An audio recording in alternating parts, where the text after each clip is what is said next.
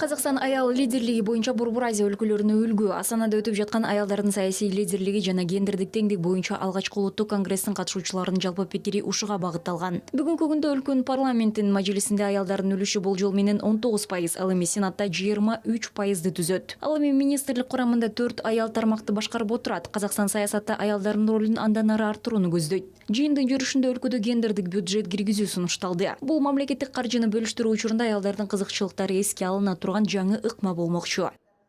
Бүгүнкү күн тартибинде айылдар саясаткерлердин Бүгүнкү күндүн тартибинде аял саясатчылардын жогорку кызматтарда, тагыраак айтканда парламентте же өкмөттө гана эмес, жалпы аймактык деңгээлдеги ар кандай позицияларда өз ишин аткарган аялдардын андан аркы мүмкүнчүлүктөрүн чектебестен, аларды андан ары башка ролдорго жеткирүү. карай мүмкүндүктерин шектелмей, оларды ары карай басты рөлдерге жеткизүү.